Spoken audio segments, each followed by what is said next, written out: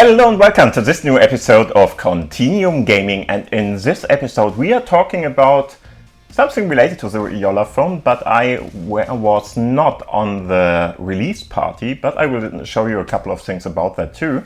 But anyway, we are talking about something very interesting that is available now on the Jolla store. I already teased you about that, but now it's really there, and it is app support Bluetooth.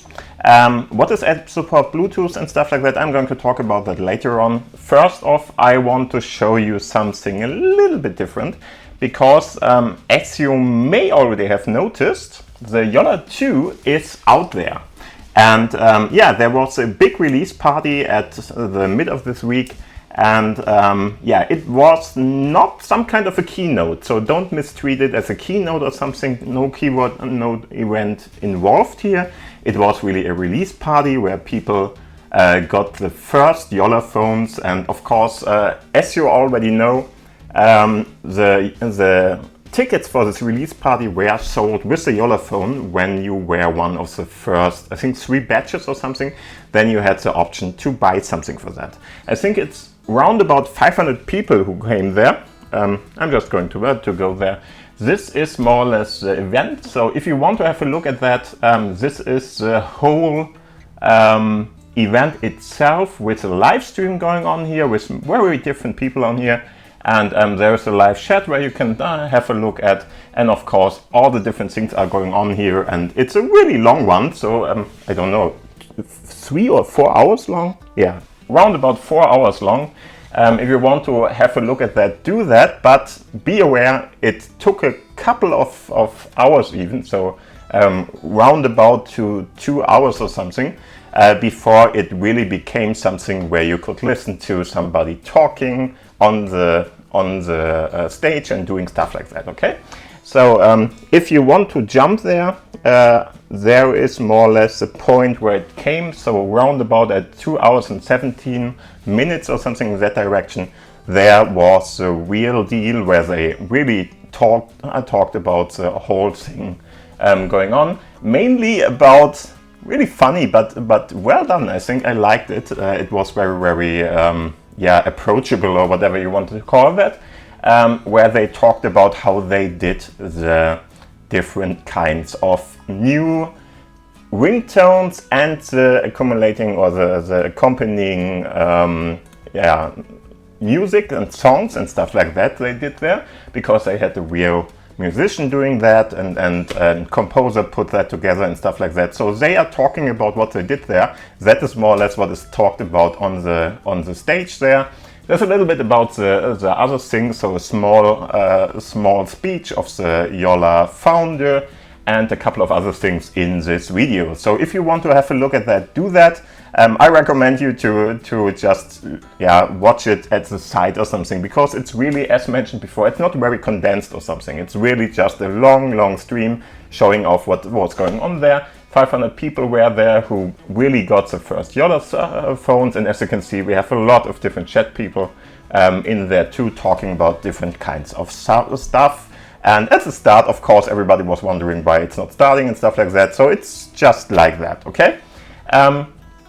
In the end, everybody who was there got the first 500 Jolla phones. We have a couple of small reviews and stuff like that on the internet already, but we are not going to bother with that till now. I'm going to wait for me to have a look at them, because I want to be surprised myself. And the Jolla Phone is probably going to be out next week to everybody else, depending. We don't know exactly. There was some kind of a mess up, something we got out of the speech there. There was a mess up with, I think, the white colored version or something. There was some problem with the production, and they had to rewind it and then do it again or something.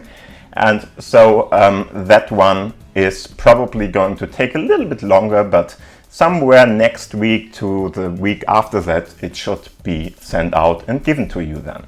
And of course, I'm going to make a real, more or less doing everything that I do in general. So just an unpacking video and showing you what's going on, how it's comparing with other stuff and so on and so forth. But till then, I want to talk, as I mentioned before, about something else. This something else is the Android app support Bluetooth, meaning Android app support is, of course, as you all know, the option or the functionality which enables you to run Android apps on the Sailfish OS operation system. And there was a couple of bigger drawbacks with that. One of them was Bluetooth, which didn't work with Android apps then, yeah? So you could use Bluetooth on your smartphone, no problem with that. You could use Bluetooth even for stuff like, for instance, sound. So sound and microphone and stuff like that. That was all fine, worked perfectly well and did what it should do. But if you wanted to transfer data over, for instance, that was a problem, and we are pretty much not doable till now. There was a workaround for that, but that was a little bit,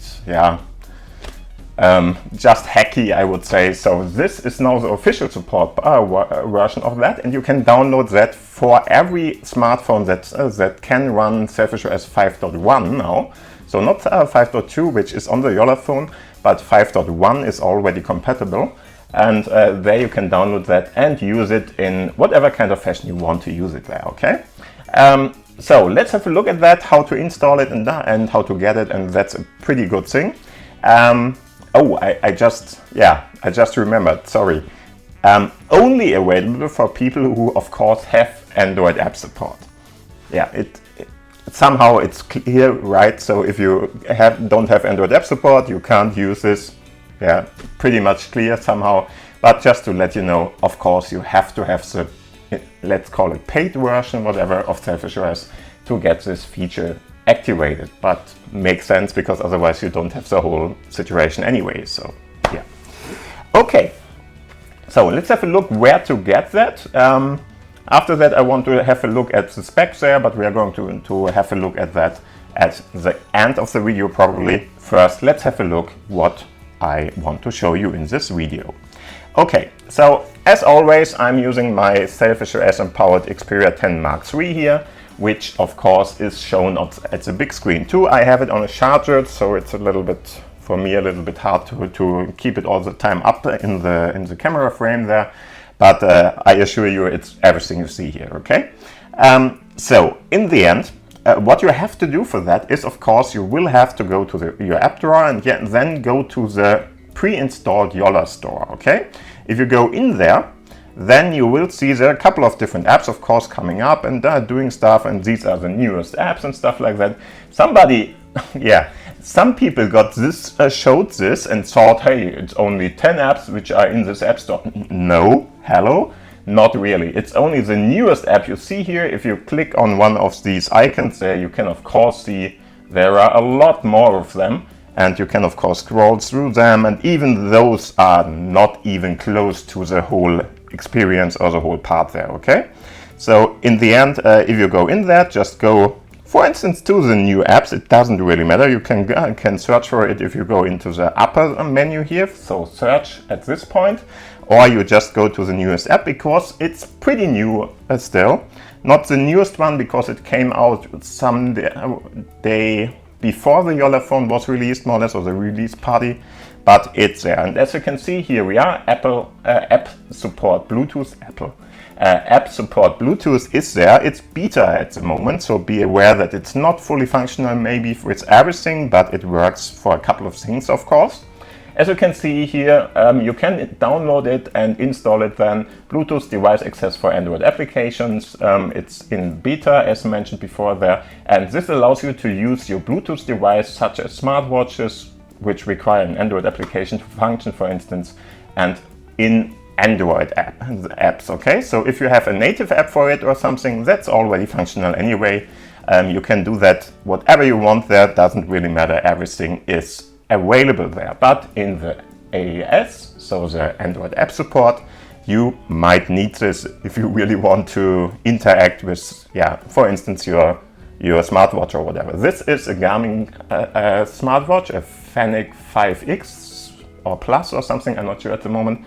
But this one is something where you would need this to communicate with, okay? So we might do this just to show you off what is going on there. Okay, so just install it by going up here, going in there. You should see install or something at the top there. Just install it then.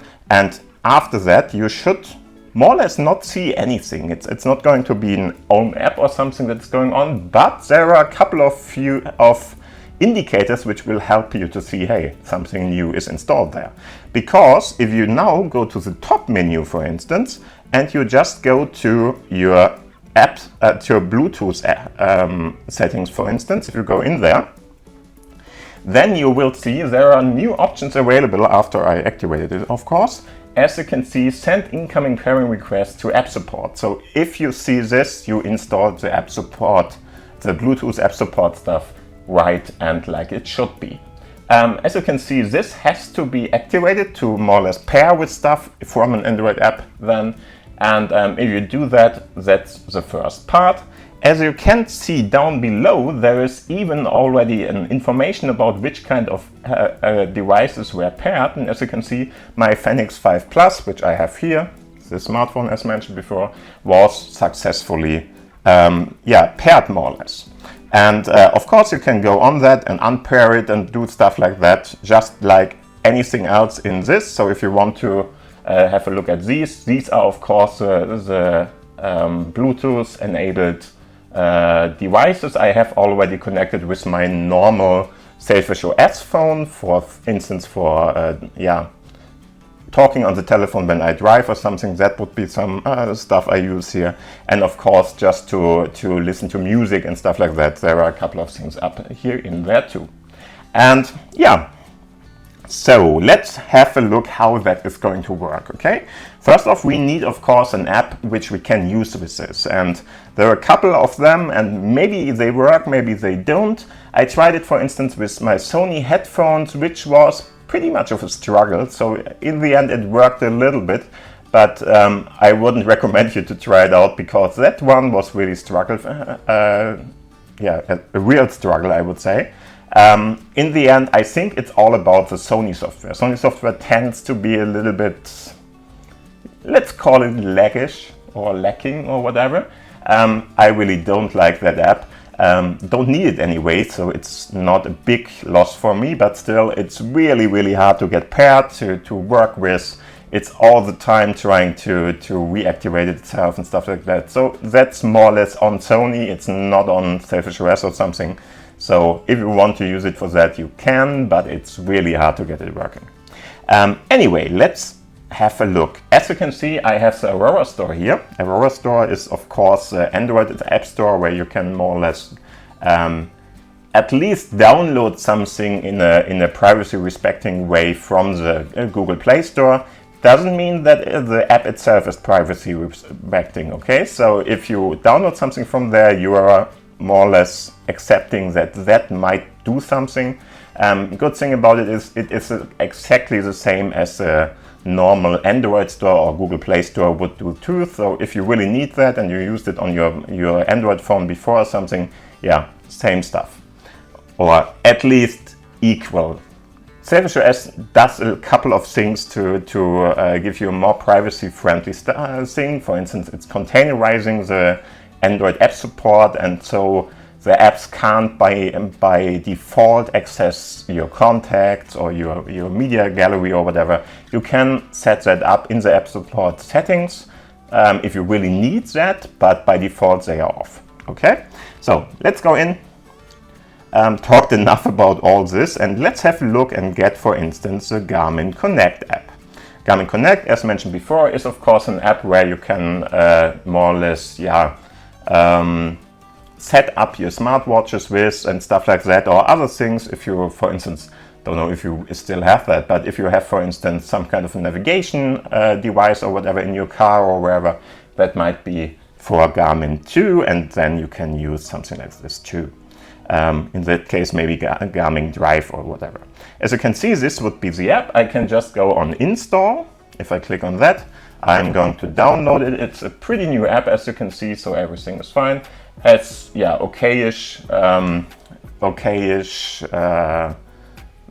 grades more or less. So 4.3 points from 5 is pretty high on the list there. Just wait for it to install. As you can see, this is more or less the install bar telling you how far the download went, and after that it's going to install the app. And all of this, of course, as you can see, should be like this. After a while you get this information, hey, it was downloaded. Now he's going to ask you, hey, do you really want to install this? Because something is asking me to install it. So yes, I want to. I just click on install, and now if we go down here after a while, give me a sec. Yeah, there it is, successfully installed. And if we have a look, there is a new icon, and it got installed as it would be on any other phone too, okay? Now we can activate that, and Garmin Connect is an app where you need to log in and stuff like that. I don't like that very much, but I will show you a couple of things about that. As you can see, this is now an Android app running. Can still share it with my screencast part here, and now I would have to log in. And I will have to more or less accept the Eulers, so the licensing and stuff like that, and data protection stuff. That is one of the worst things, just to let you know, because apps, of course, really don't care much about data protection in many cases, okay? So they will behave way worse than many of the good web pages, for instance, or something. But, well, it's like that. If you go there, you can see, hey, it's very important for Garmin to have data protection stuff and so on going on in the right way. Yeah, way less information I can see here, okay? I can't uncheck stuff or whatever, so probably not the same kind of thing. Anyway, I will have to log in now, so give me a sec. I'm going to log in, and then we are going to go and see how that is going on. So I just put in my informations, and now you can see, hey, he's asking me a couple of different other stuff. For instance, in more or less the right to access stuff. Like, for instance, in this case, can he notify me? You just decide by yourself. I just get, for that one, I will approve that to get informations. Then this one, of course, it's a Connect application, and it's going to use Bluetooth, so you will have to give it the right to use Bluetooth. Same thing with this one. So as you can see, sometimes you see some stuff that is from Sailfish OS itself. This is the Sailfish OS dialog, and the other one might be behind that from the Android dialog. Okay, so sometimes you're going to be asked probably more or less the same stuff from both of the systems, just to make sure that you really allow that from not only the Android side, which could be hacked and stuff like that, and the second layer, or the second security layer, or whatever you want to call it, is of course from the other side, from Sailfish OS side. So in this case, as you can see, we have a couple of different options now here. If you don't want to see this there, it's rolling through, and after a while it's going away, but you can of course swipe it away if you want to have it faster away there. Okay, I'm just going to do that now, and I'm just going to get rid of that there too. As you can already see here, we have a couple of things, and he already has connected to my Phoenix here. So because I already had it connected there, he's going to do that. Otherwise, you will have to connect it. If you want to do that, make sure that you have Bluetooth enabled in Sailfish OS. That's the first thing you have to do. And as mentioned before, make sure that you have this information in. So send incoming pairing requests. Maybe you want to even activate the visibility setting there. So just activate it for the pairing. Some of the devices might need that, many don't, but some might. So temporarily, that's more or less what you can do here. So for instance, 3 minutes or 15 minutes, you can be visible with your name there. And very important, make sure that there is a name inserted up here too, because otherwise you might have problems. So make sure that there is something in there. And if you have anything, it doesn't matter. It doesn't have to be Sony Xperia 10 Mark III or whatever. You can just write anything in there, but write something in. Okay, if you did that, and of course then you paired the device, then as you can see, we can have a look at that, and we already see, hey, it's connected, we can use it, and everything is fine. I didn't want to synchronize everything, so this of course the synchronize button. He I just blocked that he's not synchronizing anymore, even though the button is showing you that. But as you can see now, we can go here through the app, have a look at that, and he communicates with my smartwatch here in this case, and I can, for instance, put in some expeditions, start with stuff, whatever. If you allow the system to use different kinds of things, for instance, if you install it for the first time, he's going to ask you for a couple of different permissions, something like, hey, would you like to get SMS by them? Would you like to have, for instance, a calendar part? Would you like to have, I don't know what was the other stuff.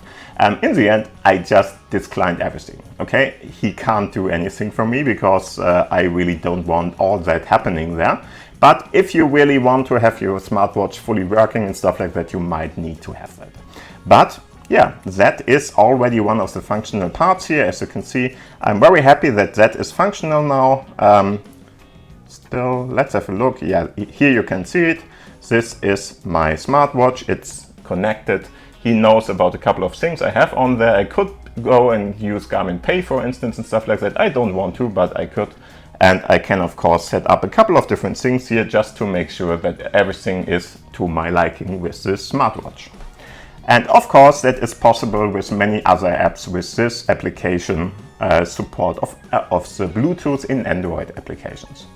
Yeah, so this is all I wanted to show you, how to get that, how to start with that. Try it out. Yeah, mileage may vary or your experience may vary a little bit, but in general it works pretty well, and as you would expect it. But you will have this double check stuff going on all the time. Yeah, I think that's a good thing. It's a little bit more annoying to push through all the different requests he's going to ask you there, but hey, that's what you have to cope with if you want to have a more secure and privacy focused system, right? So let's have a different look here, because I just told you that I would talk about this. This is a very interesting thing. The first people who got the smartphone got all the different informations from AIDA 64, for instance, so all the hardware things in detail now. So you can really have a look at that. If you are still thinking about buying this or whatever, you might want to check this out if you have the technical knowledge, because it's way harder to understand this than the stuff Jolla put out, and everything seems to be in line, so everything is fine. But as you can see here, you get different kinds of information, which kind of processor is going on there, not even just the name of the processor, but something like, hey, which kind of Cortex parts are in there, at which kind of speed, and what kind of core clock is there, how is the clock range, stuff like that, which kind of, in this case, the encryption part stuff and so on is supported. You can see everything here in this thread. I really like that they put this out, because now we are really clear what is going on. As you can see, screen resolution is out there. We have the real pixel density, stuff like that is going on. We have the graphical GPU or whatever, the processor in there, which you can use now. There is this information about the batteries in there. We have, of course, the real deal device measurements, whatever. That was already clear, but nice to have that. You can see the other different things here, and of course he put in even the specification of the official Jolla store, which are of course totally close to that. I didn't see anything that was very off, so everything is fine and everything is more or less what they promised there. And the only thing that is missing here, and the only thing that is really interesting maybe, is the USB part. So in the end, which kind of USB version is supported in this kind of way? That would be an interesting thing to have, but they missed that. Yeah, well, can't do anything about it. Maybe when I get my Sailfish OS phone, or the Jolla phone in the end, not my other phones I have here, but the Jolla phone 2 in this case, I will check that out and try to figure out which kind of USB support is in there. It's very likely not being USB 4, okay? I highly doubt that is already in there. I think it's USB 3.2 or something going on there, but we will see. I can't really tell you till now, it's just a guess, okay? So, and if you go down here, There are a couple of other things, and people are welcome to write more in this part. If you want to have a look at these descriptions there and the stuff that is going on there, just have a look into the description box down below. Of course, if you want to have a look at the Jolla part here, just showing you a couple of different things, what's going on here and what they are planning with different kinds of things. This seems to be the composer, for instance, from one of, or most of the parts there. They had these kinds of bands on the stage there playing the ringtone music. So it's not only the ringtones, but it's a real full-blown song they are playing, which was made for these smartphones. And there are a couple of different, so why several songs? Very easy, there are a couple of different other halves available already. So we have the other half with the orange part and stuff like that. That's all just more or less the color stuff. But they will change a couple of different things in your smartphone if you use them by default at least. And that, for instance, will be the different kinds of ringtones you can get there and stuff like that. It's really, really interesting. It's meant to be easy to put them out and in again, and like that you will see a change in ambience if you allow that and if you want that. Of course, you can put in any kind of ringtone you want. That's just normal and possible in this case. So just have a look at that. People are cheering for it. I really liked it. It really was a nice little event here. They talked a lot about all this. They talked a little bit about AI stuff too. Not exactly what I'm very excited about, but well, it's something they are working on, and maybe it's interesting in future. We will see. Very interesting too. I don't know if I can find it. Probably I'm not going to be able to do that, at least not in the fast way.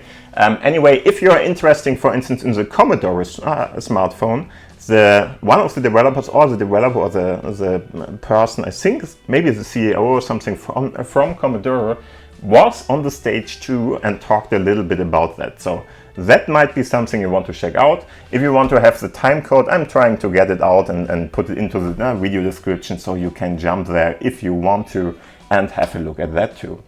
Yeah, and other than that, I would say this is enough talk by me about the whole topic. It's really easy to install. You don't have to do much. Just try it out. I really like the new iteration there. There are a couple of different things available. For instance, in the Android app support settings, there are more information about the Android app support with Bluetooth there too.